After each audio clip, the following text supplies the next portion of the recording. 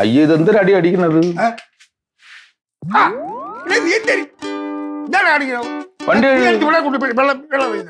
എന്റെ ഭർത്താവിനകത്താ വണ്ടി ഇത്തിരി പോലെ കഴിയത് വണ്ടി പിരിഞ്ഞു പിള്ളേരാണോ വിത്തത്? എന്തരത്? വേറെ ഓരോടോ കിട്ടിയില്ല. ഇവിടുത്തെ തുണി ഞാൻ എടുത്ത് തിരിച്ചു കൊണ്ട് ഇട്ടത്. ഇങ്ങനെ സ്പ്രേ അടിക്കണം. നീ ചെയ്യണ്ട.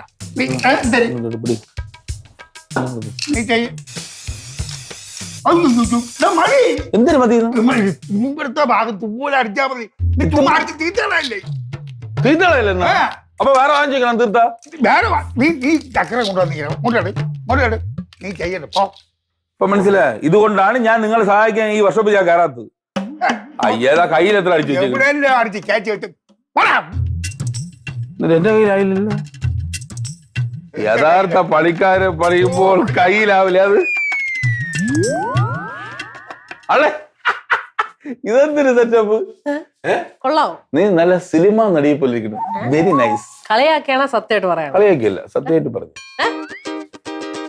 ഇവളുടെ ആ ഒരു ഇത് കണ്ട ഇവളിപ്പോ വിചാരിച്ചു നിങ്ങളിപ്പോ കൊള്ളൂല്ലോ. സൺഗ്ലാസും ഒരു ഷൂവും ഉള്ളതുണ്ട്. കൊള്ളാല്ലേ? മനാമെ പോലെ ഇരിക്കുന്നു. കണ്ട ഉണ്ണിയപ്പോ മാത്രമേ ഈ വീട്ടിൽ വിവരമേ ഉള്ളൂ. ദൊറാത്തി മതമേ പോലെ എന്തിനു കുഴപ്പം? കൊള്ളൂല. അതെന്നാ ആര് പറഞ്ഞ കൊള്ളൂല? ഞാൻ പറഞ്ഞ എന്റെ മോളാണ് ആടി പൊളിയായിട്ട് ഡ്രസ് ചെയ്തിരിക്കണ. ഇവിടെ അവക്കത്തൂടി അതാണ്. மாமா நீங்கள் என் கூட இருக்கும் வரை என்ன கோணையடிக்க ஒருத்தம் பிறக்கவில்லை மாமா. ചിന്നുബലി. ചിന്നുബലി ഇവിടെ പറയല്ലേ? നോക്ക് ആശാനെ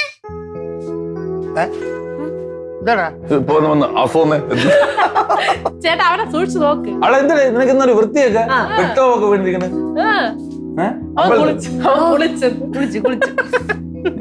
കണ്ണന കുറിയെ കേട്ടേ സൂപ്പർ ആയിട്ട് വന്നൊക്കെയാണ്.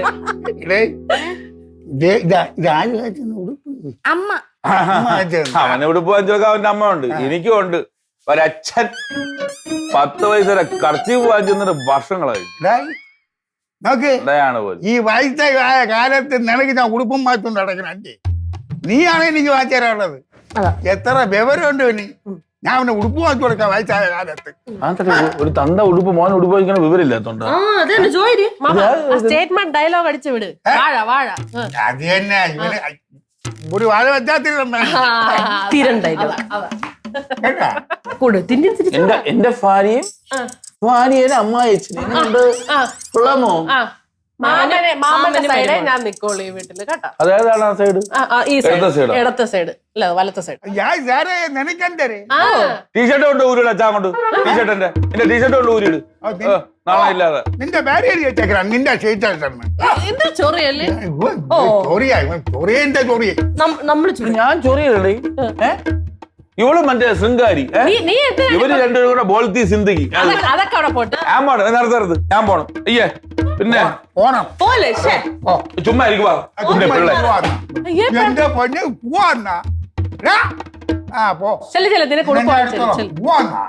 അത് കഷ്ടം തന്നെ കേട്ടോ. അത് അങ്കിളിന് നന്നായിട്ട് നീ ഇങ്ങനെ തമ്മിലടുപ്പിച്ച് പൊഴുത്ത് ഇങ്ങനെ ഇരിക്കാൻ തമ്മിലടുപ്പിച്ച് ഞാൻ മാമന് വരുമ്പോൾ ഞങ്ങള് കൂട്ടും, നിങ്ങൾ മാമന് വരുമ്പോൾ ശരി ഞാൻ പറഞ്ഞു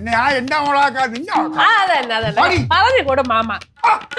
അവള് കൃത്രിമം ഉണ്ടാക്കാനൊക്കെ സപ്പോർട്ട് ചെയ്യാനുള്ള വേവ്.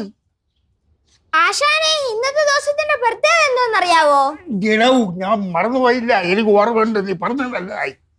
ഇന്ന് അവന്റെ വണ്ടി നന്നായി കൊടുക്കുന്ന പറഞ്ഞതല്ലേ. ഞാൻ അക്കാര്യം മറന്നിരിക്കേ. ആശാനെ അത് മാത്രമല്ല. യാത്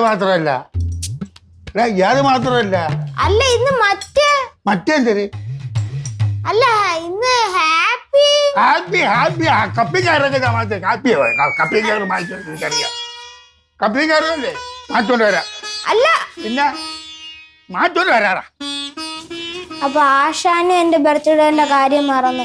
ഇനിയിപ്പൊ തിരക്കായത് കൊണ്ടായിരിക്കോ, അല്ലെങ്കിൽ ഇനിയിപ്പൊ എന്റെ അടുത്ത് സ്നേഹം ഇല്ലാത്തത് കൊണ്ടായിരിക്കോ?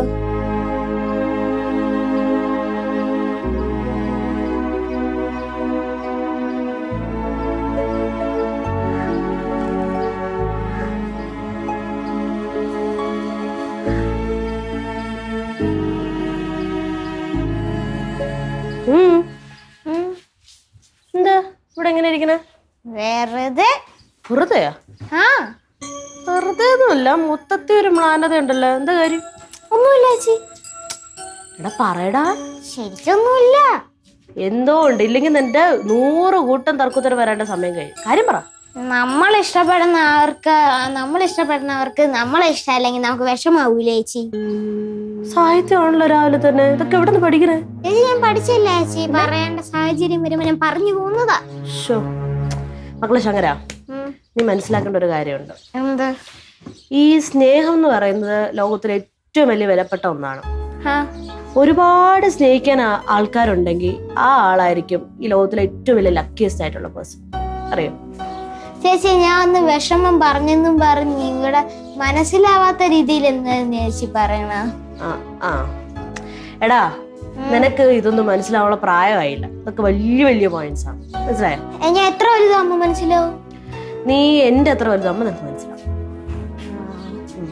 ചേച്ചി, ഞാൻ ഒരു സീക്രറ്റ് പറയട്ടെ. എന്ത് സീക്രട്ട്? ഇന്ന് എന്റെ ബർത്ത്ഡേയാ. ബർത്ത്ഡേയാ?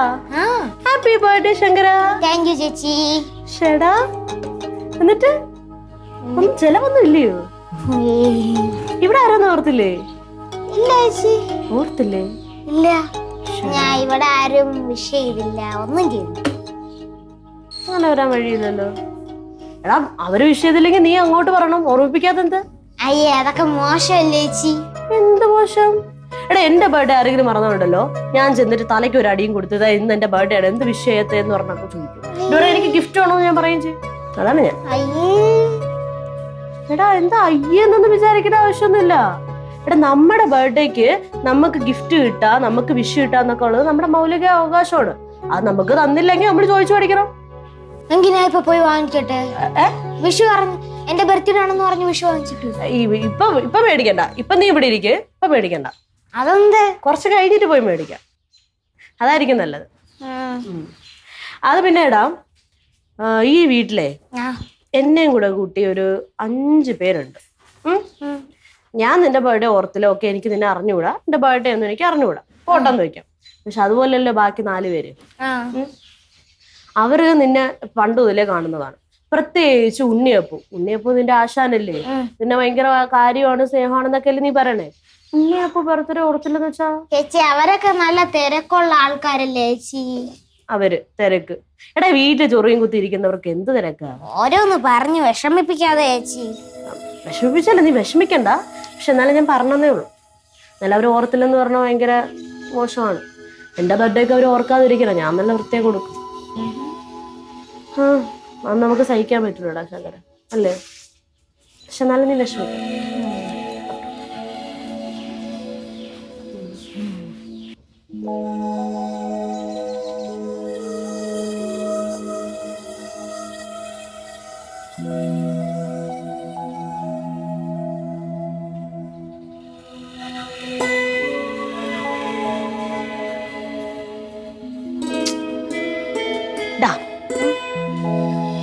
എടാ, എന്റെ വിഷമം ഒന്ന് മാറിയില്ല ഇതുവരെ. വിഷമമൊന്നും ഇല്ലേ? പക്ഷെ നിന്റെ മുഖം കണ്ടിട്ട് അങ്ങനെയല്ലോ തോന്നണ. ചേച്ചി, എന്നെ സ്നേഹിക്കുന്ന എല്ലാരും ഇവിടെയല്ലേ ഇരിക്കുന്നേ, അതുകൊണ്ടല്ല ഞാൻ അമ്പലത്തിൽ പോയിട്ട് നേരെ ഇങ്ങ് വന്നേ. എടാ, അതൊക്കെ മനസ്സിലായി. ഇപ്പൊ എന്ത് ചെയ്യാൻ, അവര് മറന്നുപോയി നിന്റെ ബർത്ത്ഡേ. അതല്ല ഞാൻ പറഞ്ഞ, നിന്റെ അടുത്ത് ഓർമ്മിപ്പിക്കാൻ പറഞ്ഞല്ലോ. പോട്ട്, വിഷമിക്കാതെ. ഈ ഒരു ബർത്ത്ഡേ അല്ലേ പോയുള്ളൂ, അടുത്ത വർഷം ബർത്ത്ഡേ ഉണ്ടല്ലോ. അടുത്ത വർഷം നമുക്ക് ശരിയാക്കാം പോരെ? നീ ഇങ്ങനെ ഡെസ്പായിരിക്കല്ലേ? നീ ഡെസ്പായിരിക്കുന്ന കൊള്ളൂല്ല ശങ്കര. ചിരിക്കടാ, ചിരിക്കേ. ഇങ്ങനെ ചിരിക്കണേ. പോട്ടെ, ഇതെന്തോന്നത്? ബോട്ടൊക്കെ നിരാശയിലുണ്ടാക്കിയതാണോ? കൊള്ളായി ചെറുക്കനായി. എന്തോ കേട്ട് നല്ല വിഷമമുണ്ടോടാ? വിഷമം എന്നാലും ഉണ്ട്. ഉണ്ടല്ലേ? അവരടുത്ത് നീ ഇതുവരെ ചെന്ന് പറഞ്ഞില്ലല്ലോ. എന്നാലും അവര് ചെയ്തത് ഇച്ചിരി മോശമായി പോയെന്ന് തോന്നല്ലേ? ഇല്ല, അവര് തിരക്കുണ്ടായിരിക്കും. തിരക്കൊന്നും അല്ല, ഞാൻ നേരത്തെ പറഞ്ഞു. അവർക്ക് എവിടെ നിന്ന് തിരക്ക്? ഇവിടെ ചുമ്മാ ഇരിക്കല്ലേ. നമുക്ക് ചെന്ന് ചോദിക്കാം. നിന്റെ ബർത്ത്ഡേ മറന്നു പോയത് അത് ശരിയല്ല. നീ ഇവിടത്തെ ഏറ്റവും ചെറുതല്ലേ, ആ നിന്റെ ഭർത്താവ് എങ്ങനെ മറന്നു പോവാം? ഇല്ല. ആ ആണല്ലോ, ചോദിക്കാം. ആ നീ എണിച്ചു വാ, ഞാൻ ചോദിക്കും. പിന്നെ ശങ്കരന്റെ ഭർത്താവ്. ആ അമ്മ വാ വാ